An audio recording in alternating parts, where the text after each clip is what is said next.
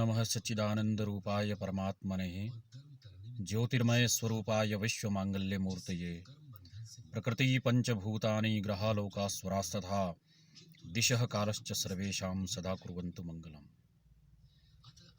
प्यारे देशवासियों, सभी को जय श्री राम, सादर प्रणाम। आज 27 अप्रैल 2020 की यह सुबह भारत के लिए और विश्व के लिए एक नया सवेरा लेकर आई है। विश्वव्यापी कोरोना संकट के कारण आज संपूर्ण विश्व त्रस्त है। पूरी पृथ्वी इस समय अपनी संतानों की करुण पुकारों से, करुण क्रंदन से त्राही त्राही कर रही है। ऐसे समय में भारत के द्वारा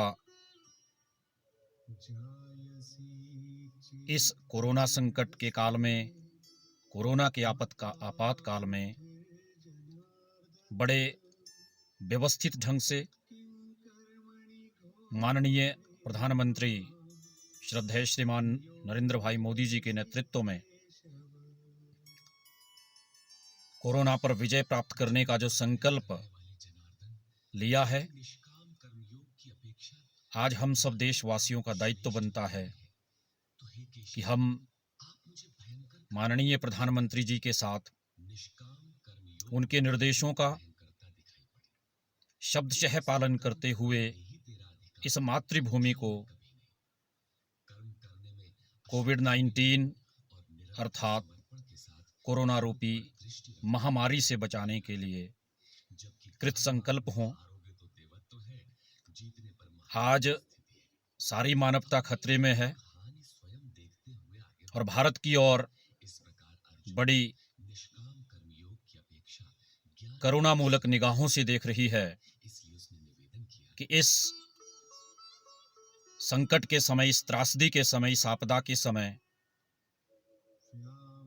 एक ऐसा राष्ट्र जिसने युग युग से मानवता की रक्षा के लिए त्याग और बलिदान दिया है, खुद के अस्तित्व तक को ताक पर रखा है, शायद इस समय इस महामारी से भी निजात दिलाने में विश्व का नेतृत्व करेगा। और हमारा सौभाग्य है कि इस समय अपने देश की राजसत्ता, राज सेवा एक ऐसे प्रधान सेवक के हाथों में है जो मनसा वाचा कर्मणा अहर्निश इस राष्ट्र की सेवा में समर्पित हैं और संपूर्ण देशवासियों की चिंता करते हुए, संपूर्ण विश्व के कल्याण की चिंता करते हुए आज भारत के नाम को विश्व भर में रोशन कर रहे हैं। वैसे भी भारत ने हमेशा विश्व कल्याण की कामना की है।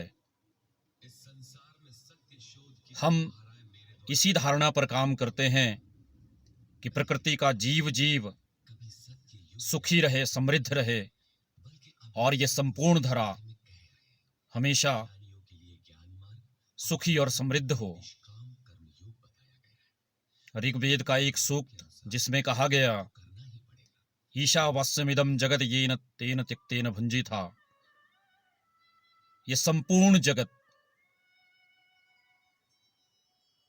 का कण कण ईश्वर का रूप है और इस संपूर्ण जगत के कण कण में ईश्वर का वास है। इसलिए इसका उपभोग बड़ा सचेत होकर मनुष्य की इच्छाओं की पूर्ति के लिए नहीं, मनुष्य की आवश्यकताओं की पूर्ति के लिए होना चाहिए। हम निरंतर इस राष्ट्र को परम वैभव पर ले जाने के लिए प्रयासरत हैं और ये राष्ट्र भी हजारों वर्षों से मानवता की सेवा में हमेशा विश्व का नेतृत्व करता रहा है।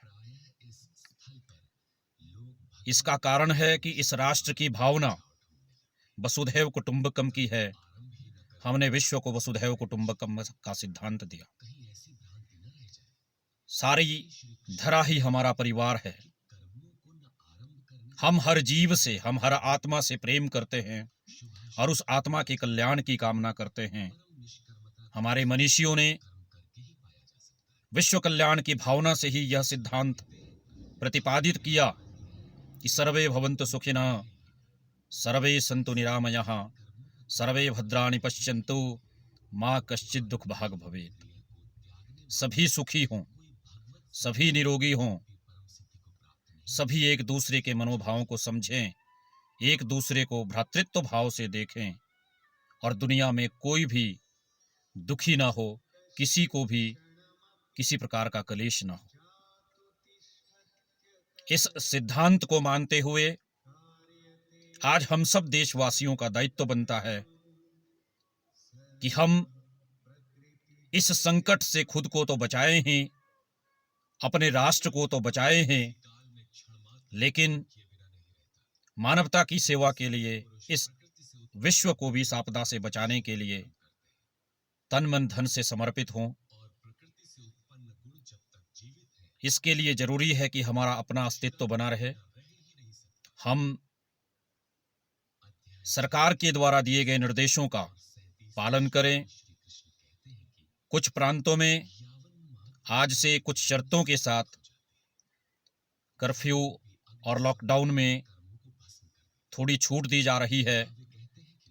विशेषकर अपने प्रांत हिमाचल प्रदेश में आज से 3 घंटे की बजाय 4 घंटे की छूट कर्फ्यू में दी जा रही है और उन सभी छोटे व्यवसायियों के लिए भी, छोटे दुकानदारों के लिए भी, छोटे कारोबारियों के लिए भी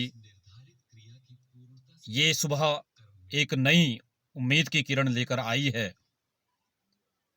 कि वो भी अपनी आजीविका कमाने के लिए अपना व्यापार, अपना व्यवसाय आज से निरंतर कर पाएंगे। 4 घंटे के लिए कुछ विशेष दुकानों को छोड़कर बाकी सभी दुकानें खुली रहेंगी।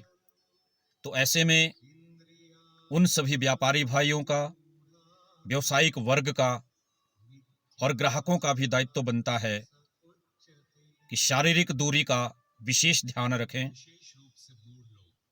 मास्क का प्रयोग करें, सैनिटाइजर का प्रयोग करें और दुकानों से सामान की खरीदारी करते समय पंक्तिबद्ध एक दूसरे से कम 2 गज की दूरी पर खड़े रहें। व्यावसायिक वर्ग से भी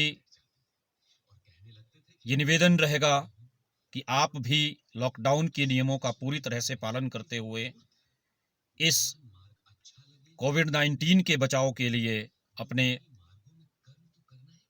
व्यवसाय स्थल पर सैनिटाइजर रखें, साफ सफाई की व्यवस्था रखें और ग्राहकों की व्यवस्था सही और सुचारू ढंग से बनाएं, ताकि ये छूट हम सब लोगों के लिए सौभाग्य लेकर आए, दुर्भाग्य बनकर ना आए।